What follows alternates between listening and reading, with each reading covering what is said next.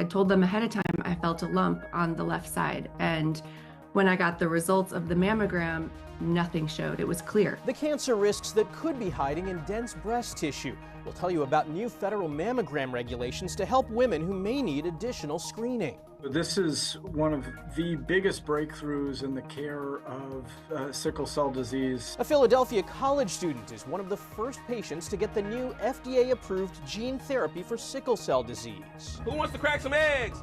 Me! And we take you inside the kitchen of a chef teaching wholesome food is medicine.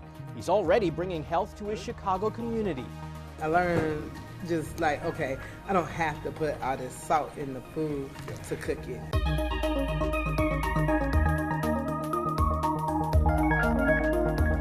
Welcome to Eye on Health, where we focus on stories that affect your physical and mental well-being. I'm Michael George. We begin with a big change for the millions of U.S. women who get regular mammogram screenings to help detect breast cancer. It's now required that all mammography reports and results letters sent to patients must include an assessment of breast density. CBS's Nicole Skanga reports advocates say the information could save lives.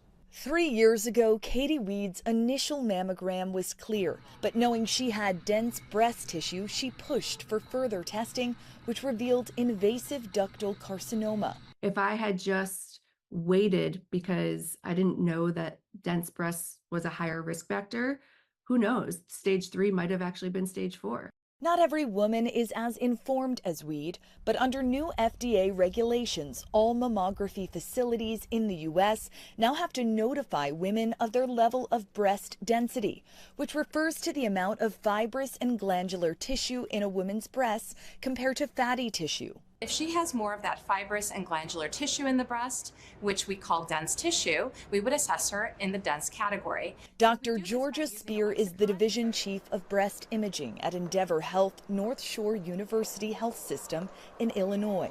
If a woman has dense breast tissue, it makes it so much more difficult for us to find that breast cancer. So it's sort of like looking into a cloudy sky.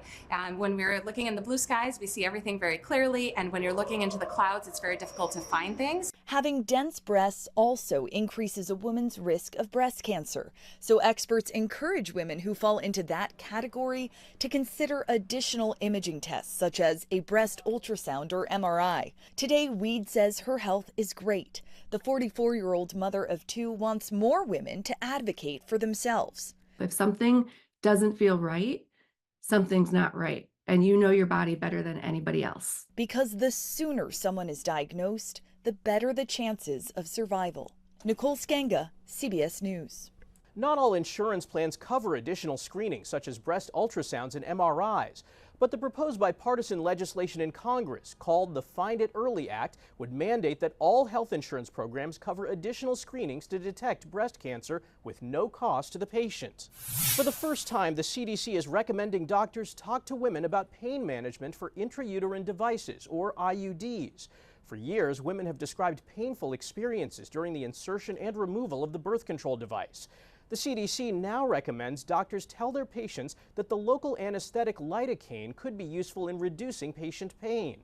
On CBS Mornings, Dr. Celine Gounder also talked about a new device that could help make the procedure more bearable. This is the old device, what's called a tenaculum. So it has these little hooks, sharp hooks on the end. This was used during the Civil War to remove bullets and to pull tissue during an amputation. The new device is already in use at Columbia University, Indiana University, and then a series of clinics, women's health clinics called TIA, are partnering with the company that makes this to train their providers.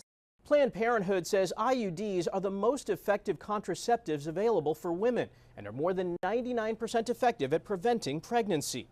As flu season approaches and COVID-19 cases continue to increase in some parts of the U.S., health experts are getting the word out about the importance of vaccination as we head into the fall and winter months. But a new survey reveals many Americans are hesitant to receive their vaccines.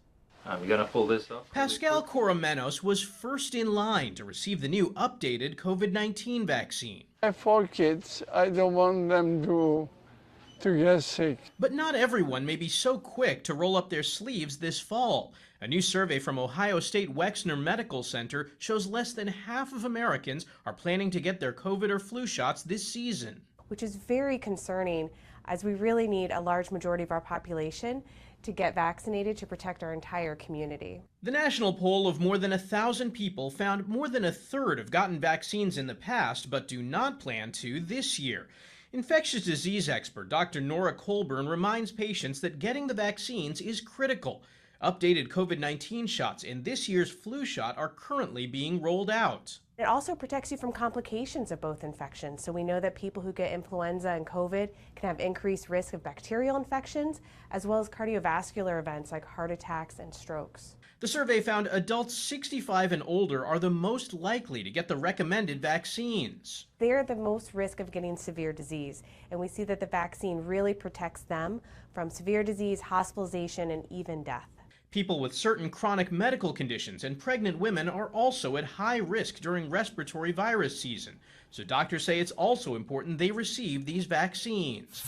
This month, we remembered the 9/11 terror attacks that killed nearly 3,000 people in New York, Arlington, Virginia, and Shanksville, Pennsylvania.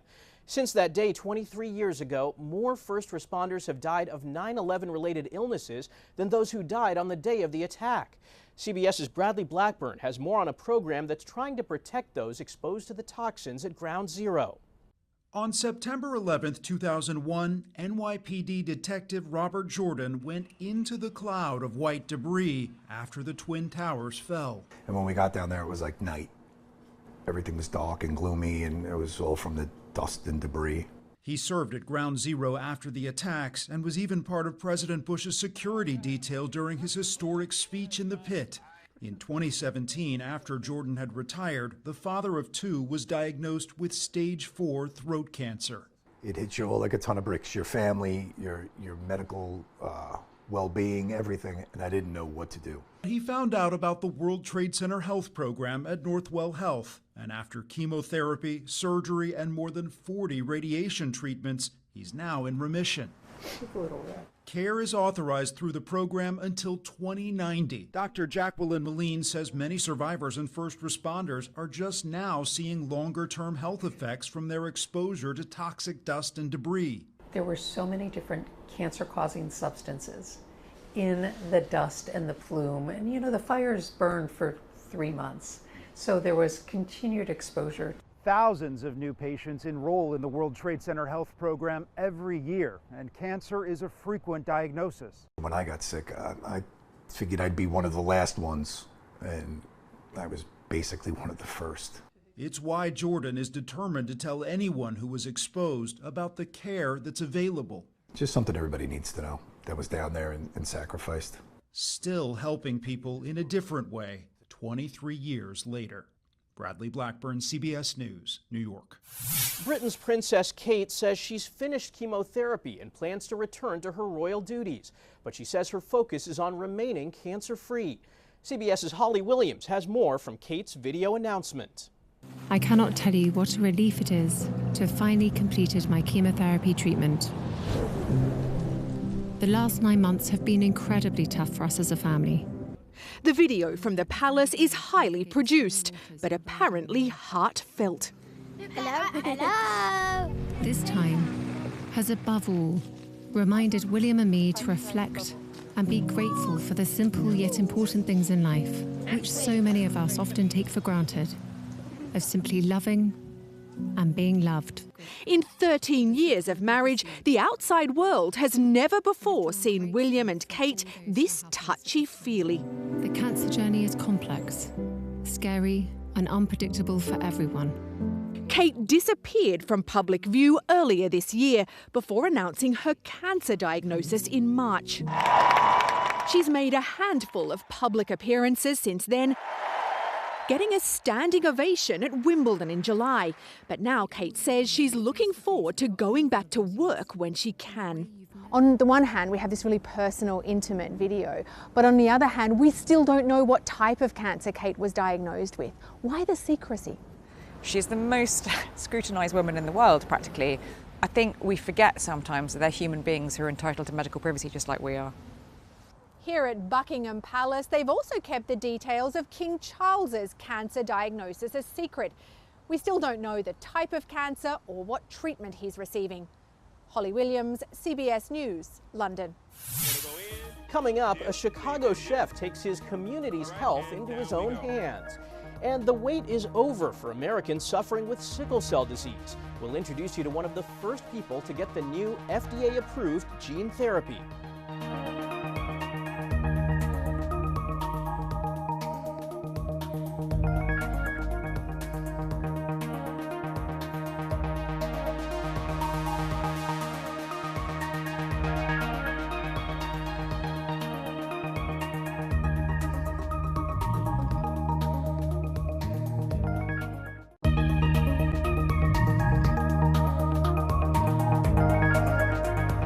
Welcome back.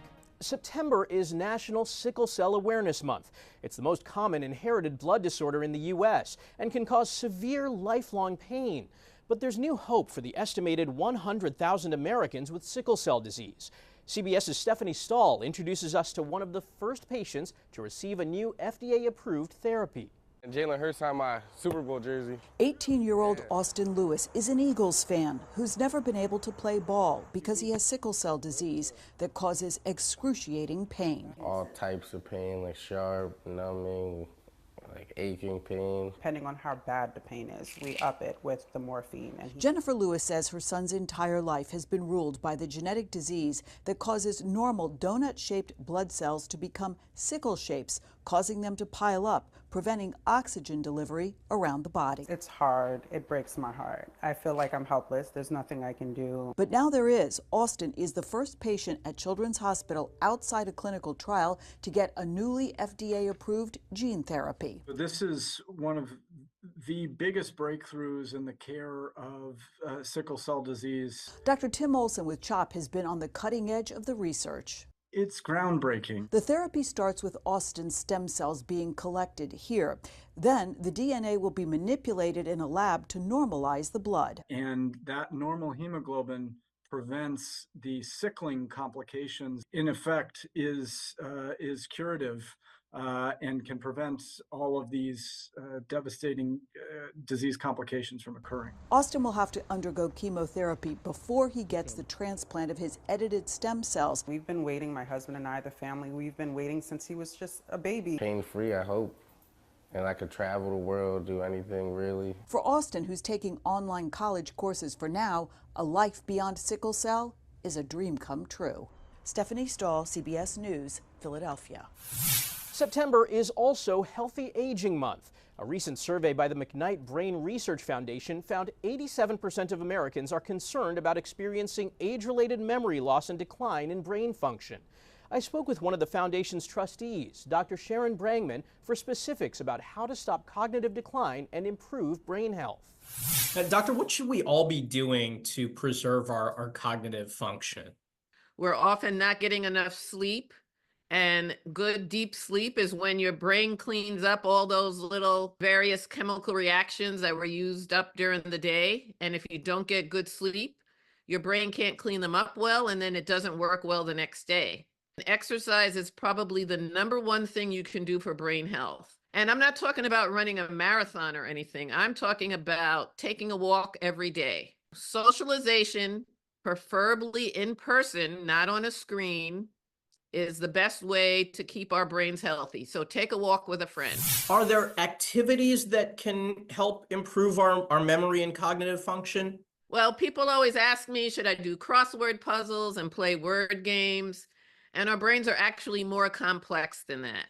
It's more important to find something that you love to do, that you want to learn more about, a hobby, a language, music, especially if you do it with a group of people. Are there things that are bad for our brains, things that we're doing on a daily basis that are impairing our cognitive abilities over time? Multitasking, as I've said, sure, your boss may love it when you do 10 things at once, but it's really not good for your brain. It doesn't make me popular at parties, but alcohol really isn't great for our brains either. The other thing is watching what we eat. Foods that are quick and easy to prepare, that are highly processed, are not good for our bodies and our brain. So again, we have very busy lives and everybody runs for fast food or something that you can grab and take out and nuke it or something. Those are usually foods that are over processed, a lot of their nutritional value has been removed, and they're very heavy in fat, salt, and sugar. And so, yeah, that tastes good, but it's not really good for your body in terms of what your brain needs to stay healthy. Ultra-processed foods aren't just bad for our brains, they can cause a myriad of health problems, which are magnified in communities where fresh fruits and vegetables are harder to come by. CBS's Adam Yamaguchi introduces us to a chef in Chicago teaching that the right foods can heal us. Crust is caramelization. Whether he's serving up the many varieties of French toast at Chicago's Batter and Berries restaurant, Blueberry, strawberry, caramel, and lemon. filming cooking classes in his home kitchen, So today we got fish and a mystery fish. or showing families how to adapt those recipes at home. Hello, hello, hello, hello, hello. Welcome back for another fun-filled segment of Let's Eat Right.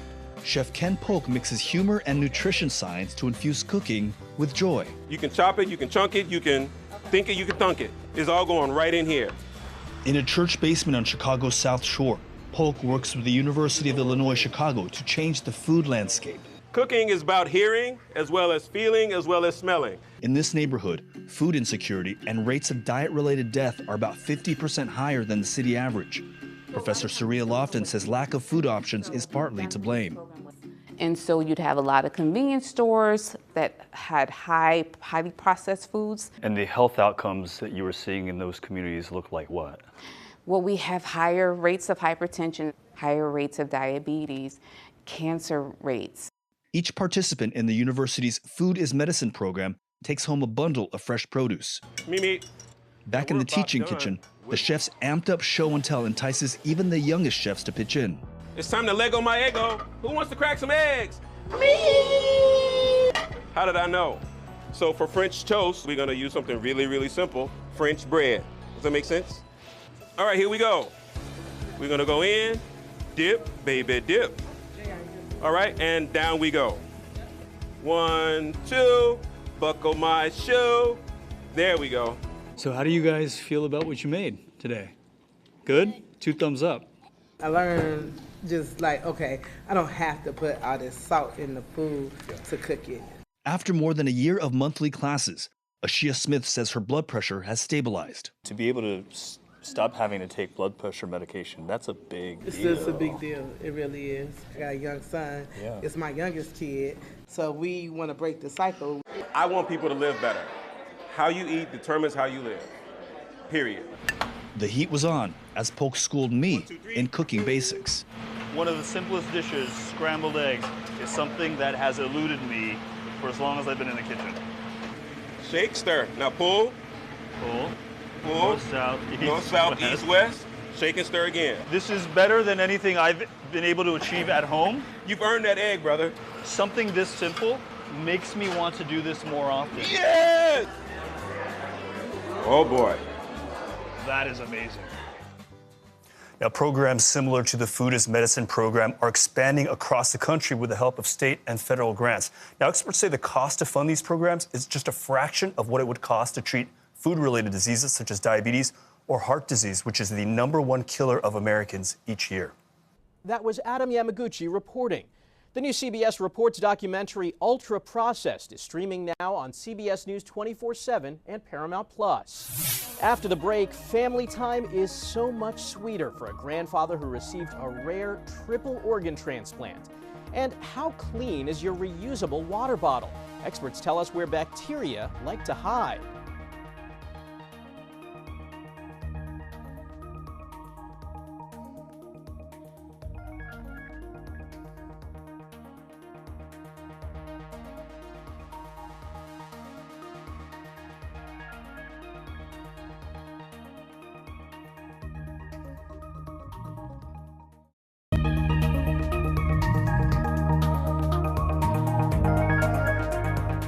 Welcome back.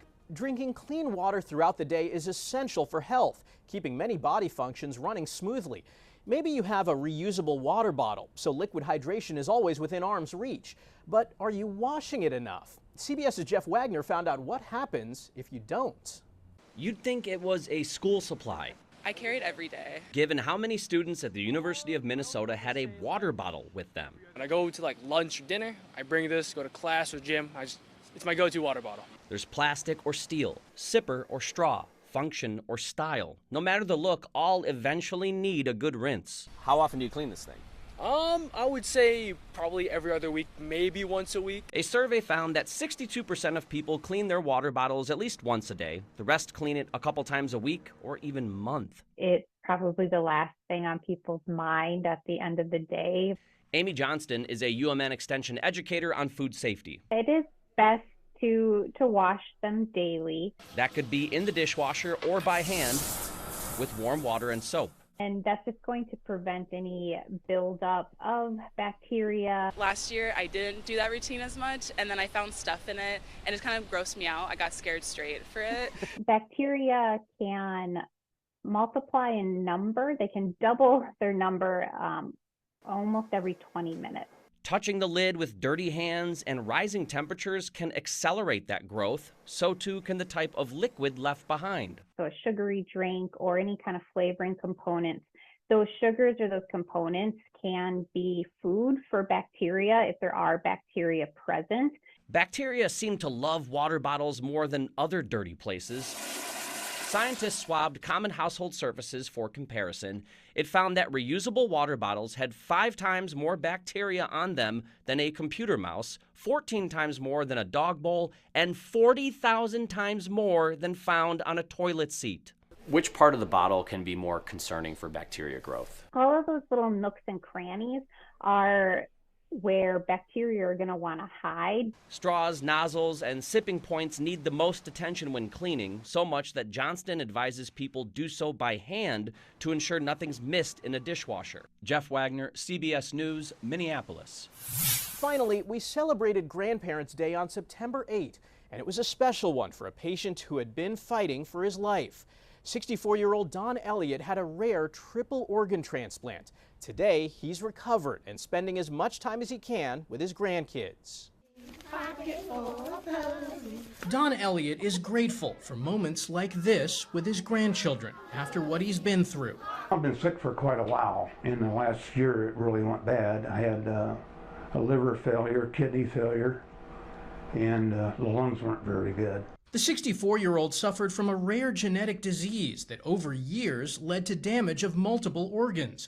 After months of testing, doctors at the Cleveland Clinic decided to do a triple organ transplant, double lung, liver, and kidney. I wanted to be here for my wife and my grandkids. Surgeon Dr. Sameep Sehgal says this type of triple organ transplant is extremely rare, with only 4 ever done in the United States. The big considerations are, is the patient strong enough to go through this and through the recovery? Also family support, social support, because the recovery process can take weeks and months. The surgery took 24 hours. 3 different teams, the surgical team for the lungs, the surgical team for the kidney and the liver. All the organs were from the same donor. Don had a very difficult recovery, needing to be on life support and spending weeks in the ICU. It was rough, but I wasn't going to give up. More than 6 months later, he's doing great. My oxygen's up to 104%. I'm moving around. I've been in physical rehab. My lungs are filling. It's just amazing I can breathe. I'm chasing the grandkids around. Grateful for the gifts of life he received from a stranger and for more time with the people he loves. That's this week's Eye on Health. I'm Michael George. Thanks for joining us, and be well.